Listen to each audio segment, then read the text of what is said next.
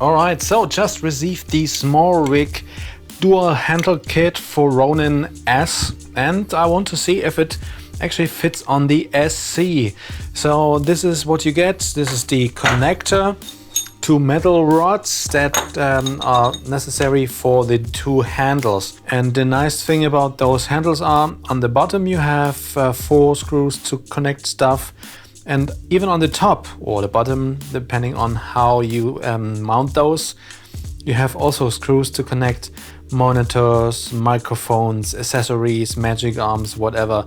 So I think those are pretty nice. They are really well made. I really like those handles. So let's see how stuff will be connected. I have the Ronin-SC, the small one here. There is like small rubber things here inside, so it stays on the grip itself. So you have this connector here, and the branding is supposed to go on the front of the unit, so away from the knob. And just put it around here and close it down. Yeah, so it stays here and it's really snug and good. And it stays on there. This is really nice. So next thing, you have these metal parts here, and they have this connector here. They slide in. As you can see, just slides in. There you go. Now the handles go on the side, inwards, outwards. I think the most common way might be this solution here. Now they're really tight. Don't move at all. Pretty nice. Really like it.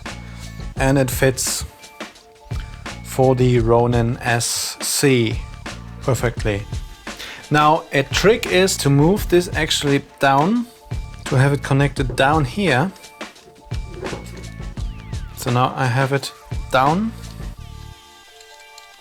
so no play here, all good, pretty tight, doesn't move. And then to have the handles inwards, maybe a little bit closer. So now the balance of the whole unit is a bit better. Also when you use the tripod,